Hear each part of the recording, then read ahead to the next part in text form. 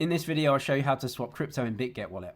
Now, the only thing we need to consider before swapping is that we have enough gas in our wallet to pay for the transaction fee. So when you swap crypto on a crypto network, you have to pay a transaction fee known as gas. And each chain is going to charge that fee in the layer 1 coin of that blockchain. So if you've got assets on the Ethereum network or any of its layer 2s, then you'll have to pay ETH for gas. If you're using Tron, you need TRX. If you're using Solana, you need some SOL in your wallet. And if you're using BNB chain, you need some BNB coin, and so on for other networks. As long as you've got some of the layer 1 coin in your wallet, you can pay for the transaction fee and you can swap the coins. You can even swap and bridge between chains as well in Bitget wallet. That doesn't work for every single chain, and it may not be available in your region because it sometimes has to go through the Bitget Centralised exchange, which may be blocked in your region. But if you can do it, you can actually swap cryptos between chains as well. I'll show you how to use a swap feature then, and I'm assuming you've got some crypto in your wallet already and you know how to deposit some gas into your wallet.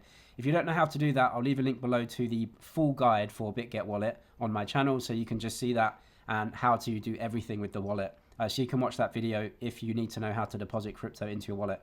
But down here in the middle, press trade, and then we need to find the crypto that we want to swap from and the crypto that we want to swap to. Up at the top, you can see swap, top left, it says swap here. Down in the swap feature, I'm going to press the top icon, which is USDT at the moment. And it says, well, which chain do you have assets on and where do you want to swap from? Well, you can see that on the Solana network, my wallet doesn't have any balances of anything. Same for BNB. I'm going to go over to the network that I have assets on, which is the Arbitrum network. And you can see I've got a couple of balances here. So as long as I've got gas to pay for the transaction, I can swap any coin, and ETH is the gas. But I can also use ETH as value to swap into another coin at the same time as using it, a little bit of it, to pay for the transaction fee. So I'm going to press ETH here on the Arbitrum network. Now, what I can do is swap on the same network, no problem.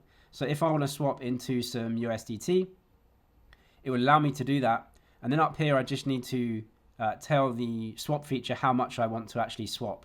So how much ETH I want to sell and how much USDT will that go into. So you can see it says here that 0.003 ETH is around $11, right? And if you come down to the bottom, it should actually tell you exactly how it's going ahead with that swap. So it's actually using PancakeSwap, which is a popular DEX. This is the receiving address, which is my address. The amount received, as you can see here. Slippage is the difference between the price quote that you're getting given now, right, which is 0.003 ETH goes into $11, and the actual exchange rate at the time that the trade happens on chain. There might be a slight difference between the two exchange rates, and so slippage is that difference. 2% basically means that are you okay with a 2% worse trade than the exchange rate that you're being shown right now? If you're okay with that, then you can just click it okay, or you can put it down to 1%, put it up to 10%. I'd recommend 1% for big pairs. It's going to be absolutely fine. You can see the provider has now changed to Uniswap, so it's going to give you the best exchange rate from all the exchanges at the current time. If you're happy with that, you can go ahead and trade. So press trade here, like this. It's going to come up with the confirmation. Down at the bottom, just press confirm. You can see up at the top, it says estimated gas fee. That is the gas that we need to pay. So I need that ETH in my wallet to pay for gas. If I don't have any ETH, it can't swap the assets. So I need ETH in my wallet first. If you're using a different chain like Solana, you need SOL. BNB chain, you need BNB coin. If you're happy with everything, down at the bottom, press confirm, and it will swap those two assets. You can see in my wallet, I've already swapped those. So I've got ETH and USDT in my wallet. Like I said, you can also use the swap feature to bridge between chains, although this may not be available between every single chain.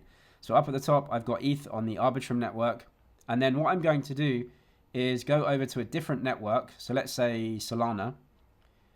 And I want to bridge some ETH from my Arbitrum network. And I want to actually swap that into Solana on the Solana network. So that's going between two different networks. You can see down here, the provider is Bitget Swap. This will be their centralized exchange, just swapping and sending the crypto back out. This may not be available in every single region because you may not have access to it in your country, but you can see anyway if you can actually bridge between chains. The other thing here is just check the exchange rates, because usually when swapping between chains, the exchange rates are a little bit worse, meaning you pay more to get your assets over.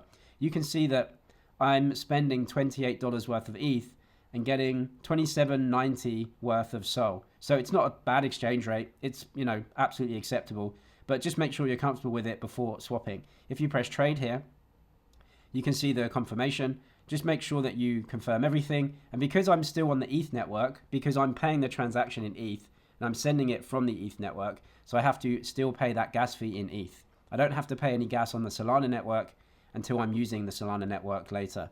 But if you want to do that, press confirm, and that will actually get your ETH or any other asset from the first chain over to the second chain as a bridge. If you're looking to buy Bitcoin in this feature, then what Bitget actually do is send you over to their centralized exchange.